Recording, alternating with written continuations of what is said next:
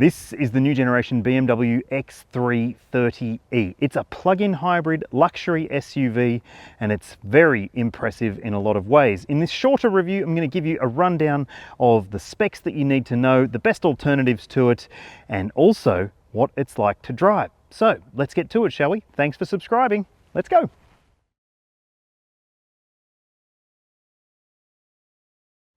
This 30e version of the BMW X3 sits in the middle of the new generation lineup, and it's $104,000 before on-road costs, so it's not going to suit everyone's budget, but it does fill the gap nicely between the other versions of the X3. Now, if you want to know more about the X3 in general, make sure you hit the link in the description below and you'll be able to check out my detailed review of the entire range and the lineup, but this is just going to be focused on the 30e. Now let's talk about what you're getting as standard. This model comes pretty comprehensively equipped for the cash.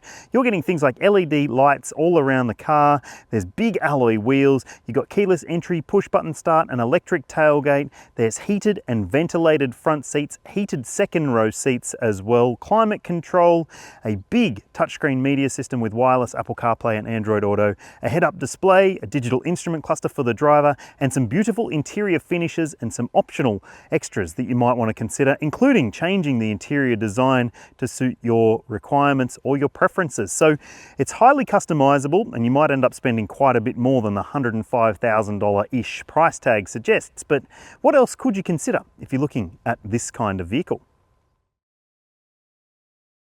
If it's a plug-in hybrid luxury SUV that you're after, then the NX from Lexus is a really good choice. It starts at about $10,000 less than this model, and it's really, really impressive. I really like that Lexus NX 450h Plus. It does have about 80 k's of EV driving range available, and it's a smooth and smart and comfortable feeling vehicle as well. Otherwise, if you want something that's plush and premium, but you don't necessarily want to spend this kind of cash, well, you could wait for the new version of the Cupra Formentor, which is going to have about 100 k's of EV driving range, and it's very, very impressive indeed. It's lovely inside, it looks great on the outside, and I think it's a fantastic choice for those who are thinking about their dollars and cents, as well as the common sense when it comes to a plug-in hybrid. Would you choose either of those, or is there something else that you would think about, like a fully electric SUV like the BMW iX, which I also think is bloody excellent? I'd love to know your thoughts. Hit me up in the comments. It doesn't really look any different to the other models in the X3 lineup, and that's because all of them come with the M Sport Sporty package, which looks really great, I reckon. These wheels look fantastic too. They're 20-inch rims on this particular car, and I think it's a really great looker. Now, the only real differentiator is the extra filler cap, which you'll find on the other side of the vehicle. I'll show you where that is in a second, but I do want to call out some elements when it comes to the rear end. So obviously you've got the 30e badge, but we need to take a look in the boot. It's not a pressy buttony one, it's a pressy buttony down here-y one with an electric tailgate, and there is something that you need to pay attention to. So that cable bag, well, it doesn't really have anywhere to go because underneath here, well, there's not much space. So it isn't necessarily going to be the most practical choice in terms of the practicality, because the other X3s have more space underneath the boot floor. And while this one also gets a tyre repair kit, it is maybe a little bit less usable in terms of the overall space, but you're still getting plenty of great features like shopping bag hooks, a 12-volt port, lights in the back, little storage sections on either side as well. And it's going to be, well, practical enough for a lot of people, but maybe not as practical as some of the other models. And hey, if you want to know more about the interior, I'm not going to go into heaps of detail for this particular review because I've done heaps of detail in my other X3 review. Link in the description. Under the bonnet of the X3 30e is a 4-cylinder turbocharged petrol engine, which is teamed up to electric motors and a battery pack, and it is a very punchy little unit. 220 kilowatts, 450 newton meters of torque. It uses an 8-speed automatic transmission, and it has all-wheel drive as standard. This vehicle offers performance in spades, 6.2 seconds 0 to 100. It's the second fastest X3 that you can buy. And we need to talk a little bit more about the electrics and stuff. Let's do that now. So there's a petrol filler cap on the right rear side, so driver's side rear of this vehicle, as you can see there. If you're wondering where the battery point for charging is, well, it's over here at the front on the passenger side, that's right. And yes, it's only AC capable, which might be a consideration for you.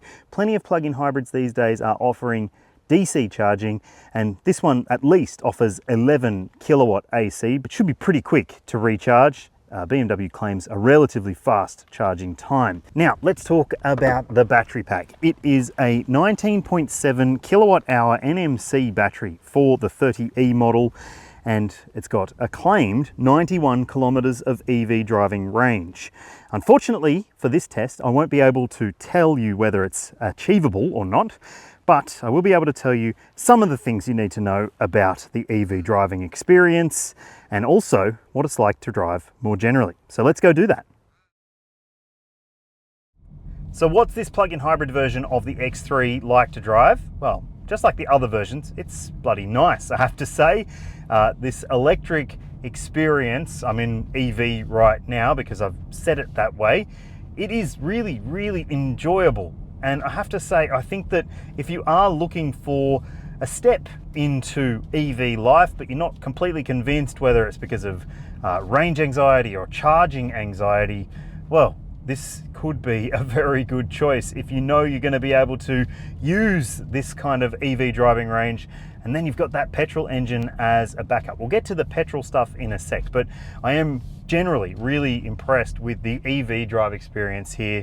It does have some considerations to it that make it different to drive to the other X3s, including a different kind of brake pedal feel. It doesn't quite have the same bitiness. Obviously, it's got regen braking built into the system to try and maximize the amount of, well, kinetic energy that can be pumped back into the powertrain to give you a bit more EV driving range.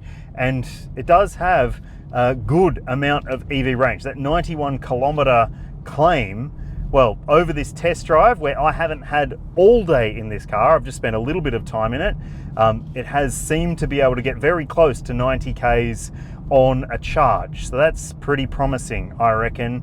And the efficiency factor is good there too. I'm gonna mix things up a little bit here and put the efficiency that I've seen on screen, on your screen now, so you can get an idea of how efficient this battery pack is. Now, it's not the biggest battery pack, but they've managed to make it behave itself pretty well.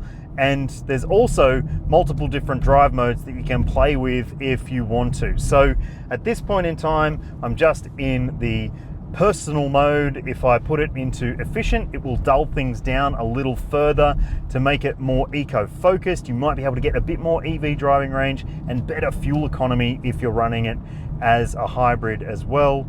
Now, it will also at times default back to being a hybrid, so it can run it with petrol if it needs to, but in other situations it'll just happily run along as an EV.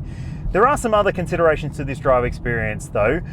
It's got, well, slightly lighter feeling steering than the other versions, especially the M50, but it still hangs on pretty well in corners.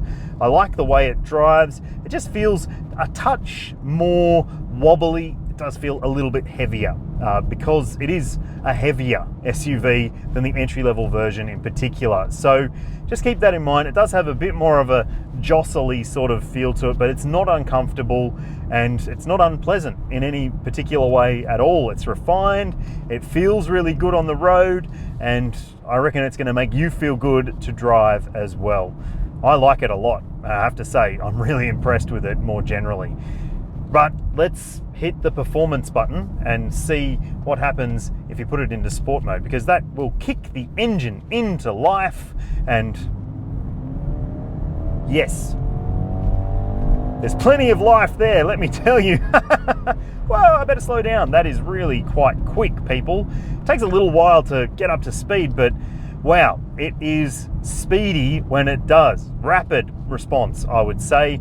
And there's a boost button as well if you just want to get the maximum out of it for 10 seconds at a time. Yep, that is, whoa, that is really quite fast. So don't go thinking that if you're buying the 30E that you're not getting a performance focused and performance well, generous vehicle, it does have performance on its side. It just happens to be pretty frugal as well. Now, that's a good segue. Let's talk about fuel consumption, shall we? Okay, so the official combined cycle fuel consumption figure is on your screen now for the plug-in hybrid version, the 30E, and that is, as you would expect, very impressive because that only accounts for the first 100 kilometers. However, if you do the next 100 Ks, obviously you will call on the petrol engine a lot more, and that will mean, well, you'll use more petrol. But the real world consumption that I've seen driving this car today, where it's been across a mix of different drivers, a mix of different scenarios, and a mix of different drive modes as well, I'm pretty bloody impressed with the figure that's been showing on the screen here. 4.7 litres per 100 Ks. That is RAV4 hybrid beating in terms of the fuel consumption number, and that is very, very impressive in my mind. Fuel capacity is generous as well, so you should be able to get a combined pretty long distance drive out of a fill once you've charged it and filled it up with juice. And the fuel requirement, well, you see that on your screen now too. I reckon this is a bit of a peach, this car. I'm pretty sold on this X3 30E plug-in hybrid. It seems to offer plenty of EV driving range, very good drivability, and it's luxurious and feels great on the inside too. What do you think about it? Let me know in the comments section below. Would you choose this or one of the other X3s? Remember, I've done a detailed review of the entire range. You'll find a link in the description. Thanks for watching, and thank you for subscribing. It helps a lot. See you when I see ya.